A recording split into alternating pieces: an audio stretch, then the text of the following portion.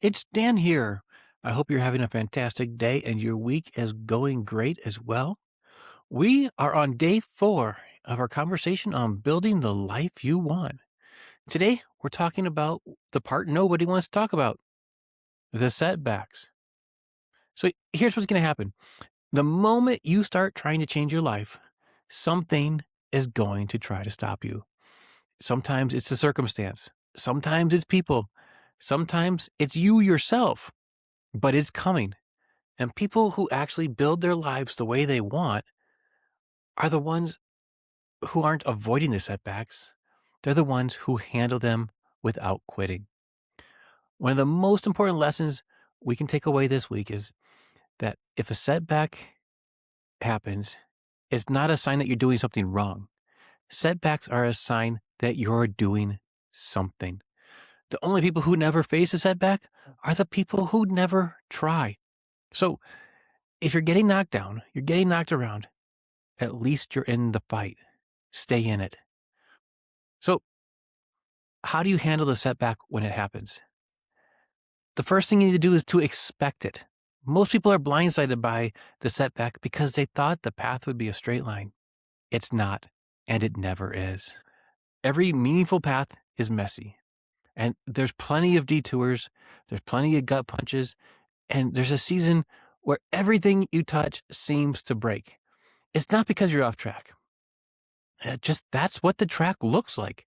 And for everyone who makes it to be successful, they all experience that. They just won't tell you.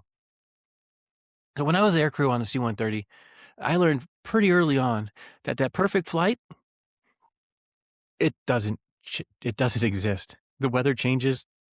There's just mechanical issues. They always pop up.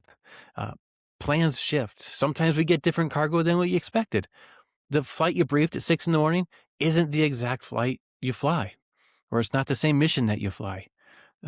Those successful aircrews, though, they're not the ones who got lucky. They're the ones who knew how to adapt to the changes. They built the skills of staying calm and figuring out the next move.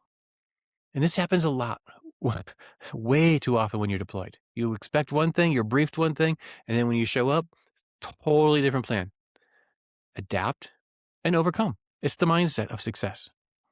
So that's it. That same skill is the difference between people who build lives and build the dreams that they want.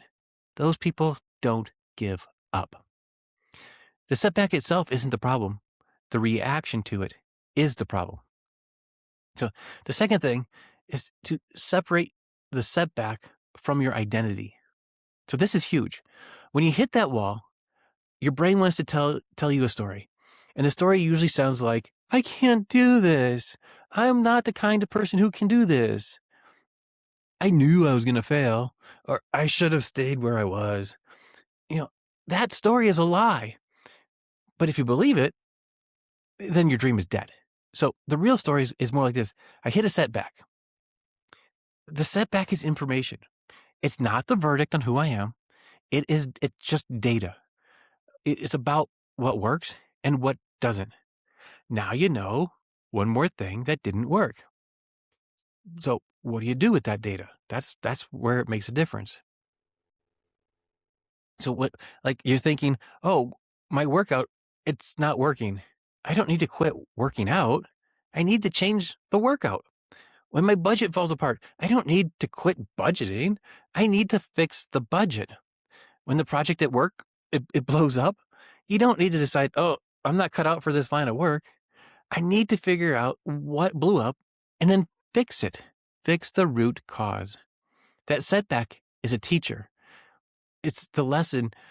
It is there if you're going to slow down enough, analyze what you've done, and you can find it. You grow through failure. It's all right. It's a good thing. So the next thing that you should be considering is you got to give yourself permission to take a breath. This is important. There are a lot of people in our culture, or just our culture in general, our society will tell you that only the strong move. They push through it. They grind harder. They never stop. And sometimes that's right. But most of the time, The wise move is to take a break, sit down, pray about it, talk to your mentor, you know, get another perspective, but don't quit. Just regroup. So take a break. It means like a very short break. Don't take a year-long break. Take like a moment and think about it. Don't take 6 years to think about it. That breaks your path. Be the identity we talked about the other day. So the Air Force, it taught me the value of a pause. When things go sideways, the worst thing you can do is react really fast and go in the wrong direction. The best thing you can do is take a breath, assess the situation, and then move. That fraction of a second between the setback and the response, that's where the win is. That's where you're going to make success. So the fourth thing here is you don't have to face that setback alone. This is where a lot of people stumble. When something happens, something bad happens, the temptation is to pull away from people and to go quiet and to hide. But that's exactly the wrong move. So what you need to do is find that one trusted person and tell them what happened. Sometimes just saying it out loud takes the power of it away. And sometimes that trusted person will see something you can't see because you're too close to the problem.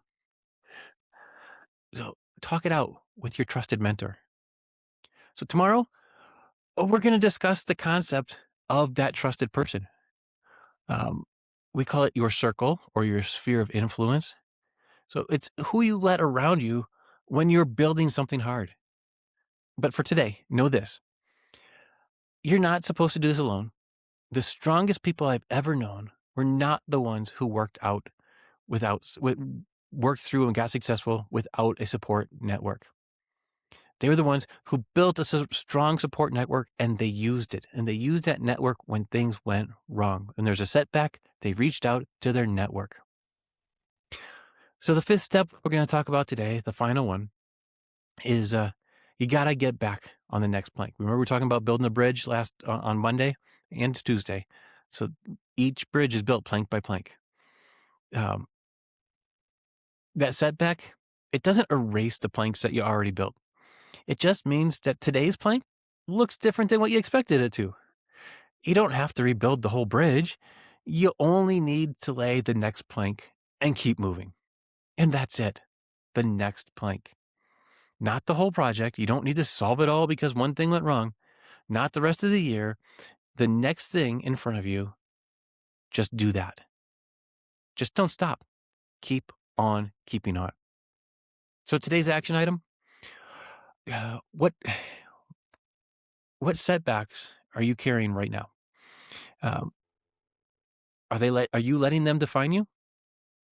It might be a financial hit. Maybe it's a broken relationship, or maybe you've abandoned your goal. Whatever it is, name it. Write it down. Put it in the comments and release it. Then ask yourself, what's the next plank? How do I put that next plank in front of me in building this bridge?